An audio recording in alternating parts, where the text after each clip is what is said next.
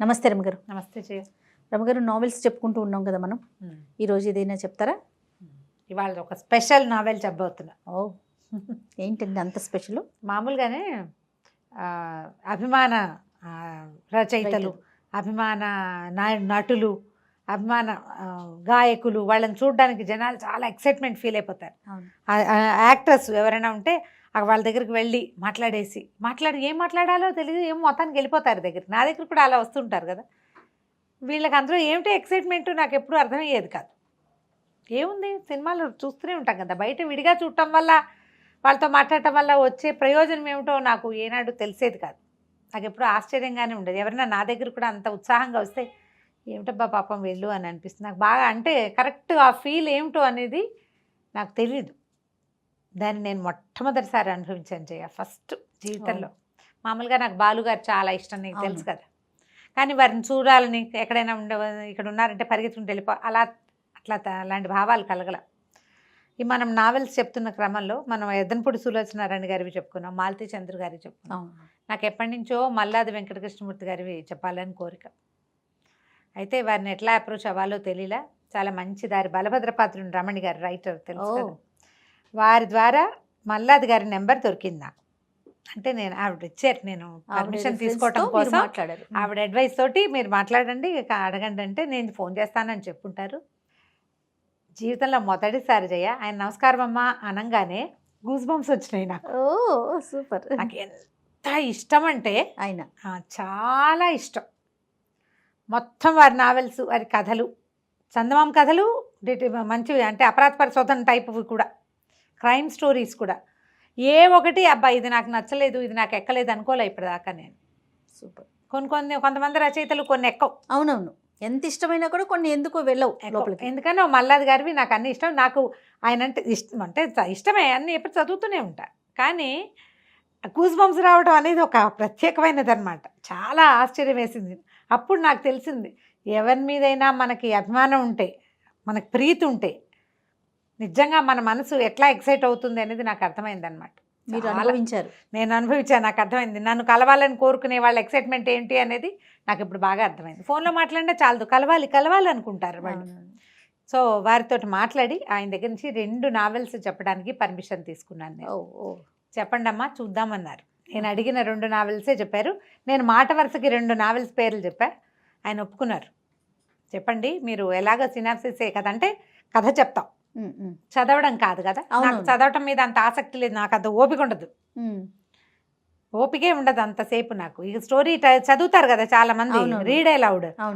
నాకు అంత ఓపిక లేదు, నాకు నేనే చదివేసుకోవాలి, చెప్పాలన్నమాట. సరే, ఆ చెప్పడానికి పర్మిషన్ తీసుకున్నా. ఒకటి మందాకిని, రెండో పుస్తకం అందమైన జీవితం. ఓకే. ఈ 2 చాలా ఎక్సలెంట్గా ఉంటాయి. మల్లాది గారి స్పెషాలిటీ ఏంటంటే ఆయన చెప్పేవన్నీ విషయాలు చేయటానికి దాదాపుగా కుదిరేవి. తర్వాత ఆ శైలి ఎలా ఉంటుందంటే ఏదో మనం మాట్లాడుతున్నట్టుగానే అనిపిస్తుంది. చాలా సబ్జెక్టులు, ఎక్కువ సబ్జెక్ట్స్ ఇలాంటివి జరిగే ఉంటాయని మనని నమ్మిస్తాయి. అవి కథల్లో చెప్తారు, అలా అనిపించదు. ఓకే. తర్వాత కాలంలో మొదట రాసిన నావెల్స్ కంటే జయం అని ఒక అద్భుతమైన నావెల్ రాశారు, అది చాలా ఇష్టం. ఈ 2 నేను సక్సెస్ఫుల్గా వారిని మెప్పించగలిగితే, ప్రేక్షకులు ఎలాగూ అలవాటైన వాళ్ళు మనకి వినేస్తారు కదా, ఆయనకి నచ్చితే ఆ జయం కూడా తీసుకుని చెప్పాలని ఉంది నాకు. తప్పకుండా. ఒక ఆధ్యాత్మికమైన ధోరణిలోకి వెళ్ళినటువంటి వారి పరిణతి అందులో కనపడుతుంది అనమాట. చాలా నచ్చింది, అది కూడా చాలా బాగుంది నాకు. సో ఈ 2 నావెల్స్లో మందాకిని చెప్దాం ఇప్పుడు. అంటే ఈ ఉపోద్ఘాతం ఎందుకు చెప్పానంటే నేను దీనికోసం ప్రయత్నం చేశానని చెప్పడం కోసం అన్నమాట.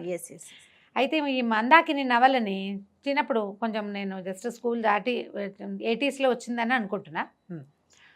చదివినప్పుడు బాగానే ఉంది. అయితే మా అక్క ఏంది, నాకు చాలా నచ్చింది అని నేను చెప్తే మా అక్క అంటుంది, ఏమిటది, పతివ్రత కథలాగా ఉంది అన్నది. అప్పుడు నేను ఒక కొత్త కోణంలో ఆ కథను చూడడం మొదలుపెట్టాను. ముందు ఆ వయసుకి నాకు తెలియలేదన్నమాట ఆయన చెప్పిన లోపల భావం ఏమిటి అనేది. నేను ఆ రకంగా ఆలోచించలే. తర్వాత నాకు తెలిసింది, ట్రూలీ ఒక పతివ్రత కథ మందాకిని.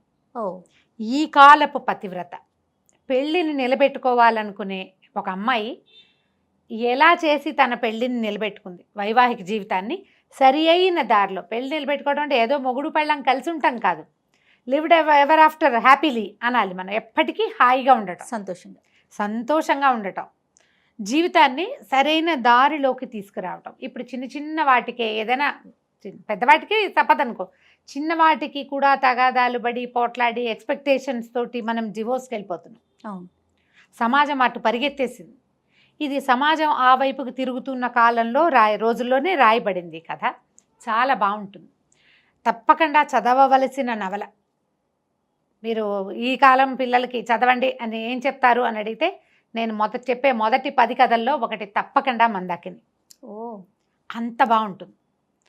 ఒక అమ్మాయి, సాధారణ సింపుల్ అమ్మాయి, పిల్ల కొంచెం అందమైన అమ్మాయి అని కానీ మనకి చూపిస్తారు కథలో. ఓ భార్య భర్త బ్రాహ్మణ కుటుంబం, బహుశా ఆయన పురోహితులు, అంతే కదా. పురోహితులు అంటే బ్రాహ్మిన్స్కి ఒక 4 సంతానం, 3 ఆడపిల్లలు, 1 మగపిల్లాడు. అందులో పెద్ద అమ్మాయికి పెళ్ళవుతుంది. తర్వాత రెండో అమ్మాయికి సంబంధాలు చూస్తూ ఉంటారు. నేను కథ ఎలా నడుస్తుందో అలా చెప్పట్లేదు, ఈ మొత్తం మీద మీ జనానికి అర్థమయ్యేలాగా చెప్పేస్తాను అనమాట. అయితే ఈ పెద్ద అమ్మాయి వసంతలక్ష్మి, రెండో అమ్మాయి మందాకిని, మూడో అమ్మాయి వాసంతి, తర్వాత ఒక పిల్లాడు హేమాద్రి, స్కూల్కి వెళ్ళే పిల్లాడు. చిన్న ఆడపిల్లలిద్దరికీ కూడా డిగ్రీలేనే సంబంధాలు. పెద్ద అమ్మాయి రెండో అమ్మాయికి చూస్తున్నారు కానీ మ్యాచెస్ కుదరటలు.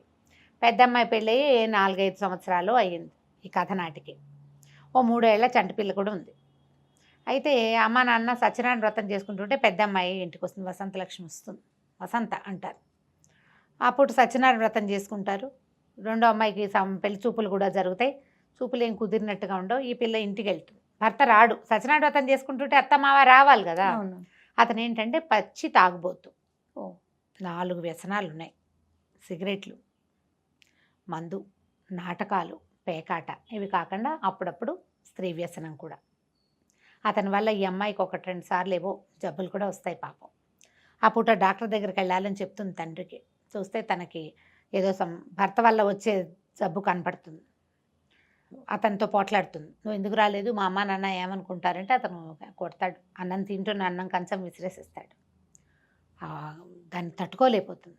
ఆ రాత్రి అమ్మాయి సూసైడ్ చేసుకుంటుంది. బాత్రూంలోకి వెళ్ళి కిరోసిన్ పోసుకుని అంటించేసుకుంటుంది. ఆలోచిస్తుంది కానీ ఇక ఎప్పటికీ ఇది సెట్ అయ్యేలాగా కనిపించట్లే. అతను మారడు. పిల్ల పుట్టింది, పిల్ల తండ్రి అయినా నువ్వు ఎందుకు మారలేదు, మారని నా ఇష్టం అంటాడు అతను. ఈ అమ్మాయికి ఏం చేయాలో తెలియదు. అతను మొండివాడు. అతన్ని మార్చే మార్గం ఏమిటి అనే ఆలోచన అమ్మాయి చేయలేదు. చాలామంది చేయలేకపోతారు. నాకు వచ్చిన కష్టమే నేను ఆలోచిస్తాను కదా జయ, ఎప్పుడు కూడా అదే జరుగుతుంది. సూసైడ్ చేసుకుంటుంది. కానీ ఉత్తరం ఒక చిన్న కాగితం రాసి పెడుతుంది ఒక పుస్తకంలో. నా భర్తకి ఉన్న తాగుడి వ్యసనాల వల్ల, అతను నన్ను పట్టించుకోవటం వల్లే నేను సూసైడ్ చేసుకున్నా, నా భర్తే కారణం అని రాస్తుంది. పుస్తకంలో పెడుతుంది. సూసైడ్ చేసుకుని ఈ అమ్మాయి కేకలు పెట్టేసరికల్లా అతను మెలకు వస్తుంది.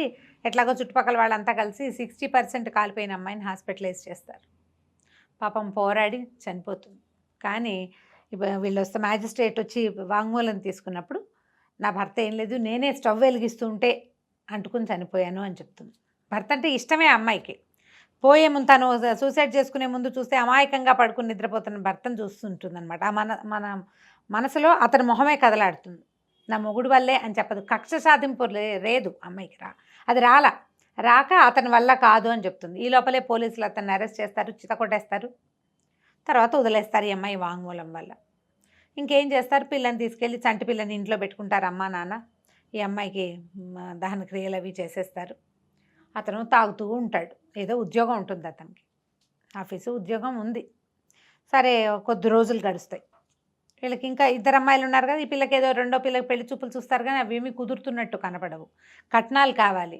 ఆ పెళ్ళికి ఇవ్వగలిగే 10-15 వేల రూపాయలు కూడా వీళ్ళ దగ్గర లేవు. పౌరోహిత్యం చేసుకునే కుటుంబం. ఒకళ్ళకి 2 ఆడపిల్లలు. ఈ కొన్ని రోజులు గడిచేసరికల్లా మూడో అమ్మాయికి ఆల్రెడీ సంబంధం కుదిరే ఉంటుంది. పక్కన ఎవరో రూమ్లో అద్దెకుండే ఒక అబ్బాయి, అతనికి మంచి ఉద్యోగం ఉంది, ఇంజనీరు. ఈ పిల్లని చేసుకుంటానన్నాడు. ఆ చిన్నపిల్ల కొంచెం కలర్ తక్కువగానే యాక్టివ్గా ఉంటుంది. ఈ అమ్మాయి రెండో అమ్మాయి మందాకిని కదా, చాలా ప్రశాంతంగా నిశ్శబ్దంగా, కొంచెం ఎక్కువ మాట్లాడకుండా, అన్నిటికీ హైరాన్ పడిపోకుండా స్థిమితంగా ఉండే రకపు అమ్మాయి అన్నమాట. మ్యాచెస్ కుదరటం లేదు ఇంకా. సరే ఏమవుతుంది, ఈ వాసంతి మూడో అమ్మాయి, ఈ అమ్మాయి ఫ్రెండ్ ఏమో అదే పెళ్లి చేసుకుందాం అనుకున్నవాడు యోగీంద్ర. కొద్ది రోజులు గడిచాక ఈ మందాకినికి ఏం తెలుస్తుంటే చెల్లెలు కన్సీవ్ అయిపోయింది అని, నెల తప్పిందని చెప్తుంది. ఈ పెద్ద అమ్మాయికి పెళ్లి కాకుండా చిన్న అమ్మాయినేమో అతను చేసుకొని అంటాడు. కానీ పెద్దవాళ్ళకి చెప్పరు. వీళ్ళు ముగ్గురే మాట్లాడుకుంటారు. ఈ ఆడపిల్లలు ఇద్దరు యోగీంద్ర మాట్లాడుకుంటారు. నా పెళ్లి కాకుండా మీ వాళ్ళు పెళ్లి చేసుకుంటారంటే వాళ్ళ అమ్మ వాళ్ళు ఒప్పుకోరు. పెద్ద పిల్లకి కాకుండా చిన్నపిల్లకి చేయటం ఏమిటంటారు. పోనీ పెళ్ళి అయిపోయింది అనుకో, ఏదైనా చేసి పెళ్లి చేస్తే ఎలాంటి పరిస్థితులు వస్తాయో. దాంతో ఈ అమ్మాయి ఏం చేస్తుందంటే వాళ్ళ బావని పెళ్లి చేసుకోవడానికి డిసైడ్ చేసుకుంటుంది. భార్య చనిపోయి తాగుబోతు తిరుగుబోతనం ఉన్న నాటకాలు రాయుడు ఒక పిల్లకి తండ్రి, ఓ పిల్ల తండ్రి సరే అతనికి ఫోన్ చేసి నేను పెళ్లి చేసుకుంటానని చెప్తాను. అతను వచ్చి ముహూర్తం పెట్టించండి అంటే తల్లిదండ్రి ఆశ్చర్యపోతారు. మనం కట్నాలు ఇవ్వలేకపోతున్నాం కాబట్టి పిల్ల ఇలాంటి నిర్ణయం తీసుకుంది అనుకుంటారు. వాళ్ళకి చెప్పదు ఈ పిల్ల కన్సీవ్ అయిన సంగతి. చెల్లెలకి తెలుసు తన కోసమే అక్క ఇట్లాంటి పని చేస్తుంది అని. సరే ఇంకేమవుతుంది, మెల్లిగా చూసుకుని పెద్ద చిన్న పిల్లాడు కూడా ఇష్టపడ్డు. దుర్మార్గుడు వీడి వల్లే బాగా చచ్చిపోయిందను మరి సహజం కదా. చివరికి మొత్తానికి పెళ్లి చేసేసుకుంటారు. తండ్రే చేస్తాడు పెళ్లి, ముహూర్తం పెట్టించి పెళ్లి చేస్తాడు.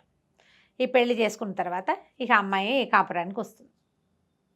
ఆ అమ్మాయి ఇతన్ని ఎలా దారిలో పెట్టిద్ది అనేదే ఈ మందాకిని కథ. మెల్లిగా భర్తను పరిశీలించడం మొదలు పెడుతుంది. అతని అలవాట్లు, ఎందుకు ఇంత వ్యసనపరత్వం ఉంది, ఏమిటి ఇతనికి అసలు ఏం కావాలి, ఒక్కొక్క దాని మీద అలా వర్కౌట్ చేయటం మొదలు పెడుతుంది అనమాట. అమ్మాయి తెలివిగలదని చెప్పుకున్నాం మొదటి. నిదానస్తురాలు, తెమకదు తొందరగా. అయితే వెళ్ళేటప్పుడు ఈ మల్లాది గారి నావెల్స్లో నాకు చాలా ఇష్టమైనవి కొన్ని కొటేషన్స్ లాంటివి చాలా బాగా ఇస్తారు. నేను దాన్ని అప్పుడప్పుడు వాడుకుంటూ ఉంటాను కూడా. ఏదైనా సరే భర్తలు అరిచేతులు ఇసుక లాంటి వాళ్ళు. అరిచేతులు ఇసుక అట్లా పెట్టుకుంటే చక్కగా కుదురుగా ఉంటుంది. దాన్ని గట్టిగా బిగించాలని అనుకుంటే ఏమవుతుంది, వేడిలలో నుంచి జారిపోతుంది. ట్రై చేసి చూడండి ఎవరైనా, 100% నిజం. వీళ్ళని పదిలంగా ఉంచుకోవాలంటే గుప్పిడి ముయ్యకూడదు, పిడికిలు బిగించి హ్యాండిల్ చేద్దాం అనుకోకూడదు. అలాంటి కొన్ని వాక్యాలు కనిపిస్తాయి అన్నమాట. గిచ్చకూడదు, మానసికమైన పించింగ్ చేయకూడదు. ఎవరినైనా ఇప్పుడు పించ్ చేస్తే మనం వాళ్ళు నోరు వేసుకుని పడతారు, తిరుగుబాటు వస్తుంది కదా. పించ్ని అనుభవించి దాన్ని లోపలే ఉంచుకుని నిదానంగా ప్రతిక్రియ చేయాలి. గిల్లబడంగానే అబ్బా అని మనం వెనక్కి జరుగుతాం. గిల్లేరనుకో మనం ఏమవుతాం, ఒకసారి వెనక్కి జరుగుతాం, కదులుతాం పక్కకి. ఆ కదలటం సాధారణంగా వ్యక్తులకి తిట్లు పోట్లాట రూపంలో బయటకు వస్తుంది. తర్వాత అది తగాదా రూపంలో పెరుగుతుంది. ఆ తర్వాత భార్యాభర్తలకి పడనితనమే వస్తుంది. ఇలాంటి కొన్ని వాక్యాలని మనసులో పెట్టుకుంటుంది. వాళ్ళ అమ్మ నాన్న చెప్పింది. ఇతన్ని మెల్లిగా హ్యాండిల్ చేయటం మొదలు పెడుతుంది. వాళ్ళ ఇంట్లో ప్రతి ఆదివారం పేకాట ప్రహసనం జరుగుతుంది. అతను ప్రతిరోజు సాయంత్రము తాగొస్తాడు. తర్వాత నాటకాల మీద పిచ్చి బాగా, సిగరెట్లు అలా కంటిన్యూస్గా కాలుస్తాడు. ఎప్పుడైనా ఏదైనా ఊరు వెళ్ళినప్పుడు ఎవరితోటైనా ఆడవాళ్ళతో స్పెండ్ చేసే లక్షణం ఉంది. అది రెగ్యులర్గా కాదు కానీ ఉన్నది. సరే మాట్లాడుకుంటారు.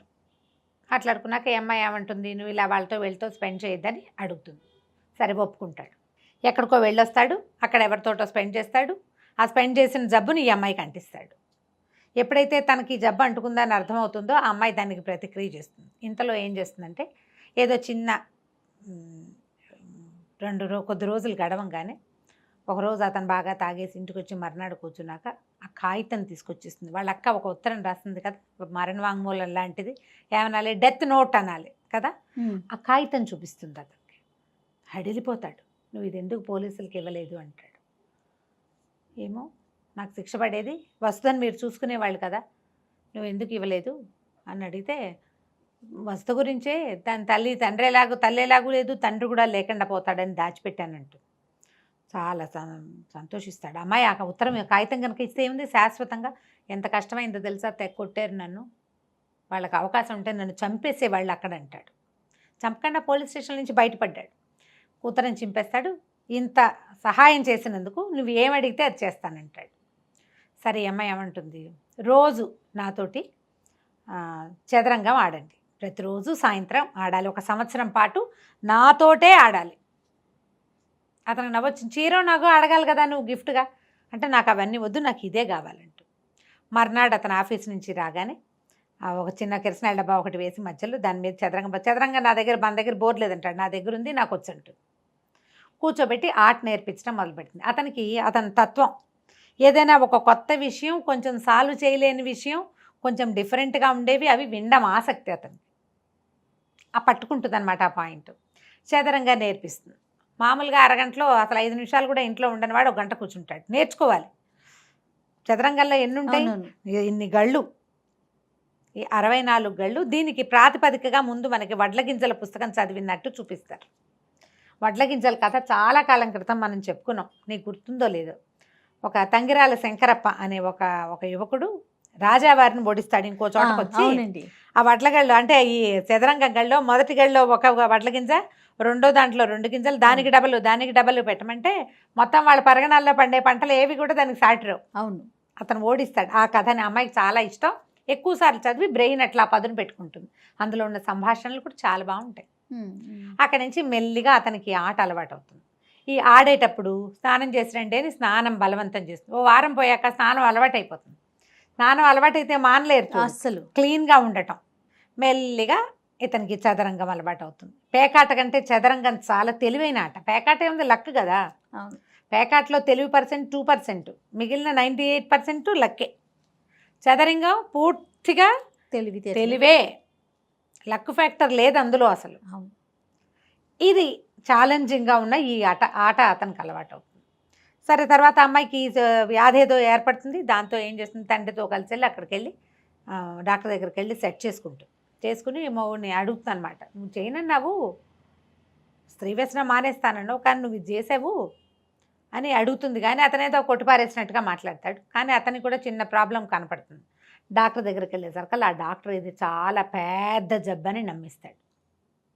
పదే యూరిన్ కల్చర్కి ఇవ్వాల్సి విసిగిపోతాడు, భయపడిపోతాడు. ఇది చాలా పెద్ద జబ్బు, కుష్టు వ్యాధి వస్తుందన్న ఇది కలిగిస్తాడు డాక్టర్. ఈ అమ్మాయి ఏర్పాటు చేసుకుంటుంది. దాంతో మెల్లిగా స్త్రీ వ్యసనం పోతుంది అతనిలోంచి. ఈ తాగుడు, పేకాట ఎలాగూ ఈ చదరంగం వల్ల పేకాట తగ్గిపోయింది. ఫ్రెండ్స్, అతనికి ఏం కావాలంటే గుర్తింపు కావాలి. నన్ను అందరూ దుర్మార్గుడు అనుకుంటారు. నా డబ్బులతో నేను తాగి, నా డబ్బులతో నేను పేకాడుకుంటే ఎవరికైనా నేను చేసేది ఏముంది, వసంత కూడా ఇలాగే అనేది అంటాడు. అయితే అతనికి గుర్తింపు పొందాలి, కొంచెం ఫ్రెండ్స్ గ్రూప్ కావాలి, ఆ కోరికలు ఉన్నాయి. ఆ ఒక్కొక్క కోరికని సాటిస్ఫై చేస్తూ ఐడియాస్, కొత్త ఆలోచనలతోటి అతన్ని ఒక్కొక్క అలవాటుని అట్లా స్ప్రెడ్ చేసుకుంటూ వస్తుంది. నాటకాలు వేస్తారు, ఒక నాటకం జరుగుతుంది, వెళ్తారు వీళ్ళు. అంత గొప్పగా ఏమీ లేదనిపిస్తుంది. ఏమంటుంది, మీరే రాయొచ్చు కదా అంటుంది. నాటకం రాయడం మొదలు పెడతాడు. అలవాటుగా చేసేవాళ్ళు, చదివే అలవాటు ఉన్న వాళ్ళు రాయగలుగుతారు కదా. ఒక స్కిట్ లాంటిది రాస్తారు. ఇప్పుడు రాసేవాళ్ళంతా, వీళ్ళు స్కిట్స్ తయారు చేసే వాళ్ళంతా అంతే కదా. అది కూడా మన దైనందిన జీవితంలో ఉండే సిచ్యువేషన్స్ని తీసుకుని దాని మీద స్కిట్, నాటకాలు సక్సెస్ అవ్వటం మొదలు పెడతాయి. అమ్మాయి హెల్ప్ తోటే. ఆ అమ్మాయి కూడా మంచి సాహిత్యాభిలాష ఉంది, బాగా చదువుతుంది. అతనికి ఒక్కొక్క పుస్తకం చదివించడం మొదలు పెడుతుంది. ఈ వడ్ల గింజలు అవన్నీ, నావెల్స్ అన్నీ చదువుతాడు అతను. ఎప్పుడు పుస్తక పఠనం వ్యక్తుల్లో ఉన్న తెలివితేటల్ని బయటికి తీస్తుంది. కొత్త ఆలోచనలు వస్తాయి కదా. ఒకటి చొప్పున మెల్లిగా అతని జీవితంలో ఎలాంటి మార్పులు వస్తాయో అదంతా ఈ కథలో మనకి కనపడుతుంది. ఇది ఒకే రోజున సినిమాటిక్గా ఒక వాక్యం చెప్పంగానే రెండో రోజు మార్పు ఏం కనపడదు. ఓ 2-3 రోజులు మారినట్టుండి మూడో రోజు మళ్ళీ వ్యసనానికి టెంప్ట్ అయిపోతారు మనుషులు కదా, సహజమే కదా. కానీ అలా హ్యాబిట్స్ తగ్గుతుంది. బయట తాగద్దు. అతనికి ఏంటంటే ఎక్కువ తాగేస్తే బూతులు వాగే అలవాటు, అతి వాగుడు. ఎక్కడో వెళ్తాడు, అక్కడ బాగా తాగేస్తాడు. వచ్చేటప్పుడు కార్లు వస్తే ఆ డ్రైవర్ అంటాడు, అసలు ఎక్కడైనా పారేసి రావాలమ్మా, ఇవన్నీ వెనకాల చిన్నపిల్లలు ఉన్నారని కూడా లేదు, ఎంత బూతులో ఎట్లా భరిస్తున్నావమ్మా అని తిట్టిపోస్తాడు. అతనికి ఒక 10 రూపాయలు ఇస్తే, వదిలేమ్మా రేపు మీ ఆయనకు ఒక క్వార్టర్ వస్తుందని మళ్ళీ ఆ 10 రూపాయలు వెనక్కి. అంత అసహించుకుంటాడు కార్ డ్రైవర్. దాంతో ఈ అమ్మాయి ఏం చేస్తుంది, అంతకుముందు ఒక టేప్ రికార్డర్ కొనుక్కుంటారు వాళ్ళు. అయితే ఇతను మధ్యలో మెలకు వచ్చి తిడతాడు, పిల్లని మొత్తం రికార్డ్ చేసి పెడుతుంది. మర్నాడు పొద్దున ఆయన తిట్టిన బూతులన్నీ అతనికే వినిపిస్తుంది. చాలా సిగ్గుపడతాడు. మామూలుగా ఉన్నప్పుడు వేరు, స్పృహలో లేనప్పుడు ఎలా పడితే అలా బిహేవ్ చేస్తారు. తాగుడు, నేను ఇలా తిడతానా అన్నాడు, నువ్వు ఇలాగే తిడతావు. మళ్ళీ ఓ వారం పోయాక మళ్ళీ రికార్డ్ చేస్తుంది. సిగ్గుపడతాడు, ఆపేసే అంటాడు. ఆపదు, వివిధ భారతి వినిపించినట్టు వినిపిస్తుంది అనమాట మొత్తం. మరి మారాలంటే తగ్గించుకోవాలి. ఇంత అతిగా తాకూడదు. అతిగా తాకుండా మొదలు పెడితే మానలేడు. మొదలు మానటం అసలు వల్ల కాదు. ఫ్రెండ్స్ ఉంటారు, బాగుండదు అనుకుంటాడు. చాలామంది మనకి వ్యక్తుల్లో ఉండే గుణాలు పుస్తకంలో భలే కనపడతాయి. చాలామందికి మానేశాను అని చెప్పడం ఏంటి, మీ ఆవిడ కోసం మానేసావా, మీ ఆవిడ ముందు ఆగలేవా, ఇలాంటివి మాట్లాడతారు ఫ్రెండ్స్. 2 పెగ్గులతోటి నేను ఇంతే తాగుతాను అని చెప్పి ఉండగలిగే వాళ్ళు రేర్గా కనపడతారు. నాకు తాగుడు అలవాట్లేదు అని అనేవాళ్ళు కూడా కొంచెంతో మొదలుపెట్టి ఫుల్గా అవుతారు. పార్టీకి పిలిచినప్పుడు తాగకపోతే ఎక్కిరిస్తారు. మీ ఆవిడ ఒప్పుకోదా, మీ ఆవిడ ఒప్పుకోదా, మీ ఆవిడని హ్యాండిల్ చేయలేవా, ఇలాంటివి అవమానకరంగా ఫీల్ అయ్యి మొదలు పెడతారు. ఇంకా అలవాటైపోతారు. భయమా అంటారు. లవ్ అఫైర్స్లో కూడా మనం అలాంటి అమ్మాయిని వదిలేస్తే నేనైతేనా దాన్ని చంపేసేవాడిని అలాంటివి చెప్తారు. అవునవును. చంపేశాక జీవితం ఏమిటో ఎవరికీ తెలియదు, కానీ ఇవి చెప్తారు అంటారు కదా ఫ్రెండ్ సర్కిల్లో.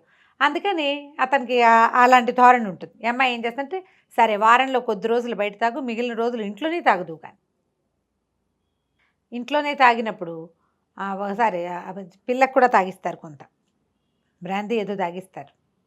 దాంతో ఇంటికి తెప్పించడం ఇష్టం లేదు. తర్వాత ఏం చెప్తుందంటే, నువ్వు నీ ఫ్రెండ్ ఎవరో మీరు ఇంట్లో తాగినప్పుడు వసంతతోటి ఆడుగా బిహేవ్ చేశాడు, ఇంట్లో మాత్రం కుదరదు, నీ ఫ్రెండ్స్ని తేవద్దు, నువ్వు తాగు.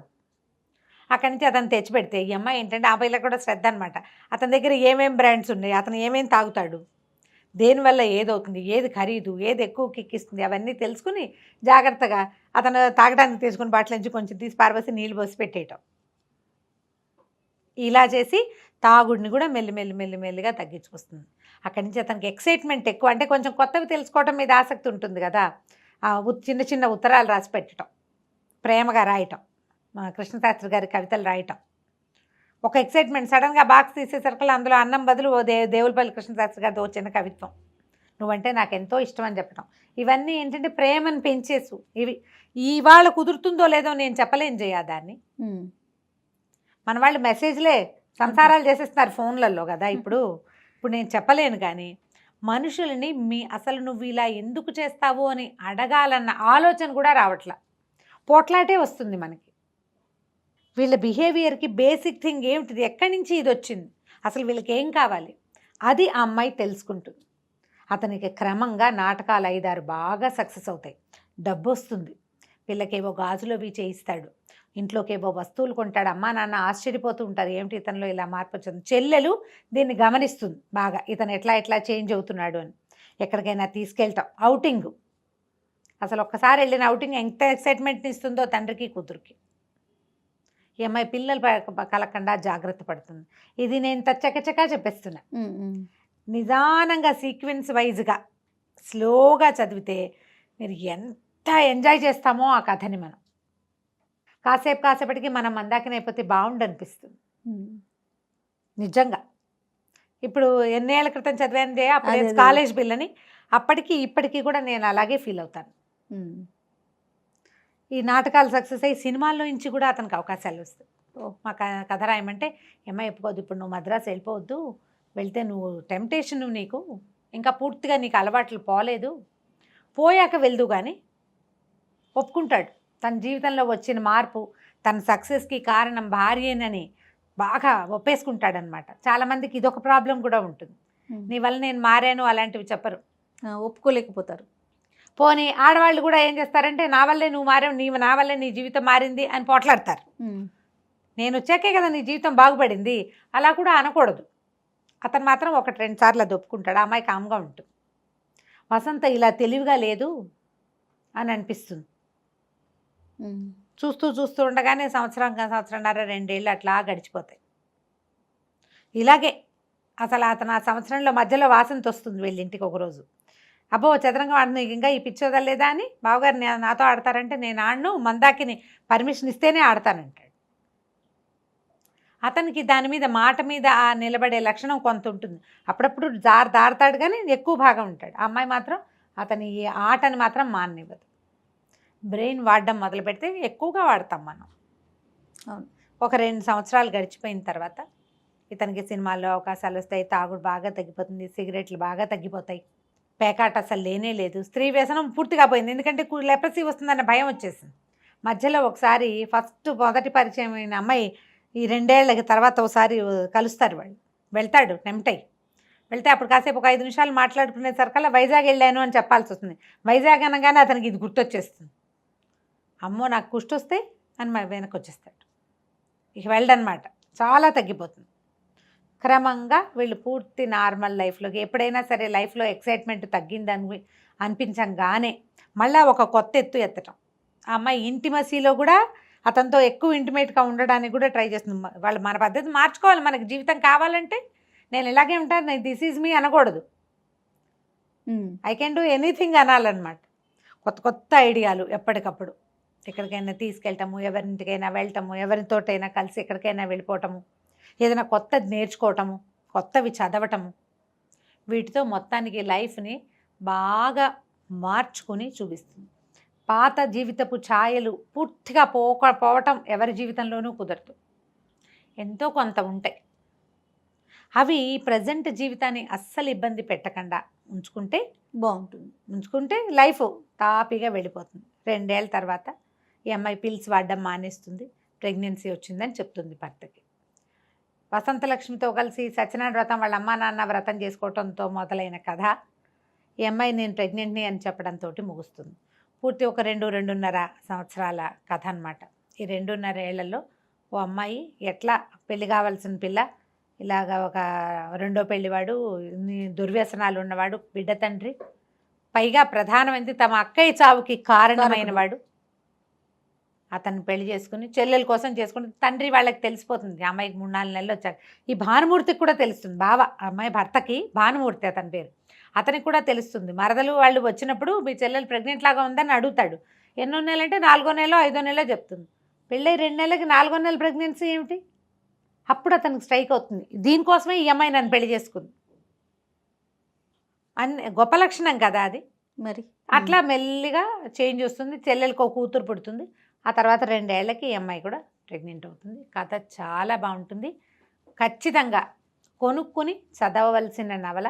పుస్తకం ఇంట్లో పెట్టుకుంటే కనుక మనకి ఎప్పుడైనా మనసు బాగున్నప్పుడు అండర్లైన్ చేసి పెట్టుకొని కొన్ని వాక్యాలు మళ్ళీ వాటిని చదివితే మనకు కొత్త ఐడియాలు వస్తాయి. ఇందులో బోల్డని చిట్కాలు ఈ పుస్తకంలో.